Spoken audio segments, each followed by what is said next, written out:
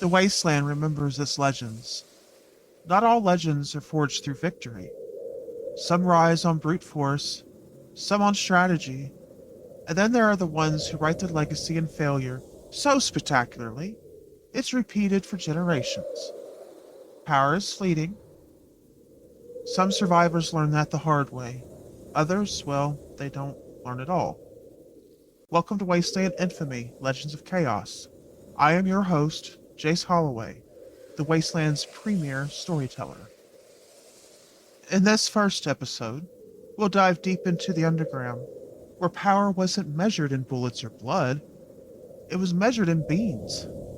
Raiders of the Lost Cans, as I like to call it, built an empire on survival, turning the mundane into currency, and proving that sometimes the strongest move in the wasteland is controlling what people need most. And then we will cover the greatest cautionary tale of them all, the Mega Magnet Fiasco. A rookie gang who was desperate for dominance stole what they thought was a war machine. It wasn't. Instead they were able to, defy the laws of physics, destroy their entire base, and humiliate themselves so thoroughly that even scavengers refused to loot the wreckage. Infamy isn't just about dominance. It's about risk, disaster, and that kind of arrogance that gets remembered long after the bodies have been buried. Some rise, some fall, and well, some just implode. While many heists are about weapons, others are about fuel. This one was about beans, about survival, about one crew seeing an opportunity no one else could, and taking it before the wasteland tore it apart. The convoy should have made it through. It should have reached the trade outpost with no incident, but nothing in the wasteland moves without risk. The semi overturned on the highway, it was flipped, and it was abandoned. Its cargo spilled across the cracked asphalt. Thousands of cans of beans. The kind that didn't spoil. The kind that meant real survival. In the old world, canned goods were just another pantry item. Something that sometimes sat there for years. But here, after the collapse, they're currency. They're a lifeline. They're actually a bargaining chip that can decide who lives, who starves, and who rolls the ruins. Now, most scavengers saw a free meal, but there was one crew. They saw the future. They saw control. And they moved before anyone else did. They didn't raid, they took over. Barricades went up within minutes.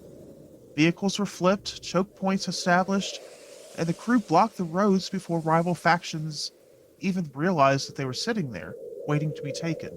They set traps, and they secured firing positions, and they prepared for a battle that no one else even knew what was happening. When the first raiding party arrived, the fight was already decided. This wasn't just a battle for supplies, this was the start of an empire. Gunfire erupted, shadows moved through the wreckage. Every shot counted, and every move was calculated. Most heists fall apart under pressure. This was a masterclass in survival. They didn't just take the beans, they took over the entire highway and changed the face of the wasteland economy. Every last can was secured, counted, and guarded. The crew, they didn't just shift the supplies, they shifted the balance of power overnight and established a preferred currency. A whole economic system based on, beans. Trade routes were changed, barter deals collapsed, and suddenly weapons, fuel, even shelter were being exchanged for beans. Other factions came begging and offering ammunition and medical supplies, even territory, just for a tiny fraction of the loot. And the wasteland wasn't ruled by bullets at that time, it was ruled by beans. And the crew behind the Raiders of the Lost Cans, they weren't just survivors anymore. They were legends. Power isn't measured in force, it's measured in control.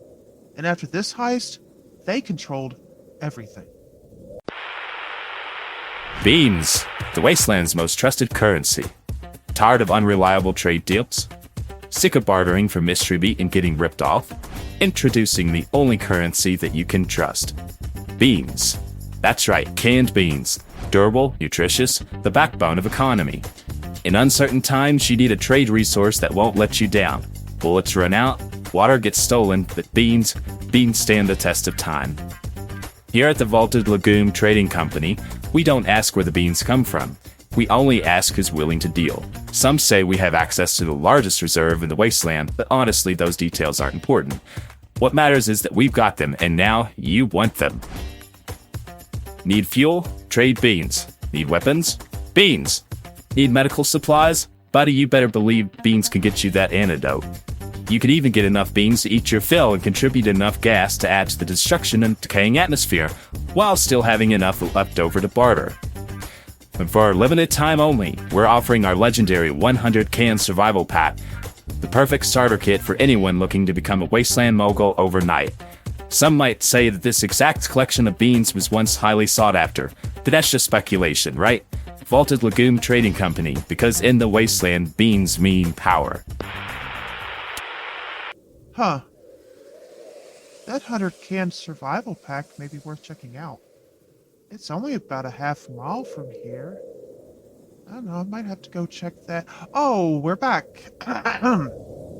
Okay, in this next segment, we're going to delve into one of the most spectacularly idiotic heists in Wasteland history to date, the Mega Magnet Fiasco. You know, heists like the Raiders of the Lost Can changed the world. It reshaped the balance of power. And then you have the kind of heist that doesn't just fail, it implodes, like, fantastically. Entire factions actually even refuse to speak about it. This is the story of the Rusted Sons.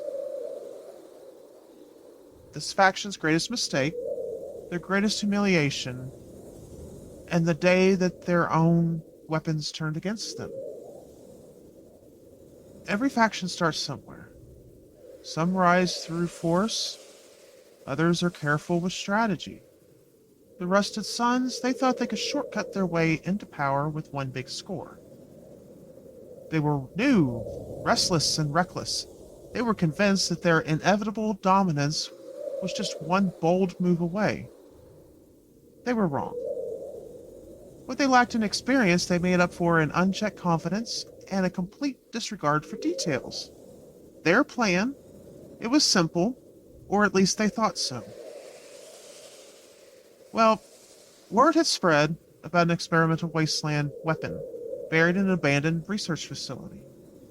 No one knew exactly what it did, but for the Rusted Sons, details were secondary. And if it was locked up, it had to be valuable, right? If it hummed when activated, that's even better. And if no one else had stolen it yet, it made that theirs by default. That was all the logic that they needed. Now, to their credit, the actual heist was flawless. They infiltrated the ruins, bypassed security, and extracted the prototype without any resistance. And for a brief, glorious moment, they believed that they had pulled off one of the greatest raids in the post-collapse world. Until they turned it on. That's when things got real, really quick. This wasn't a weapon, but it did turn into a weapon against them. Things started moving on their own. Knives started sliding across the table. Loose screws rolled toward the device like they had urgent business elsewhere. One raider's belt buckle yanked him sideways mid-stride, launching him into a wall in what was arguably the least intimidating fall imaginable. They ignored it. Clearly, it was just a sign of how powerful their new weapon was. Then came the armory incident. The moment they tried storing the prototype in their weapons cache, their world just literally collapsed. Every firearm in the base, rifles, blades, explosives, launched straight at the device like a vortex of catastrophic failure. Armor became a liability. One raider, wearing full steel plating, was sucked in. where he just kind of became stuck and it just looked like this machine human sculpture thing. And then all their vehicles that were parked nearby, well, they were instantly gutted as engines and metal components violently tore free. So, they tried to fix it. And not being too bright, the leader shot the device. And of course, the bullet curved midair and politely joined the growing pile. At this point, panic set in. One of the Rusted Sons attempted to dramatically rescue everybody by throwing a crowbar to wedge the stuck guy free.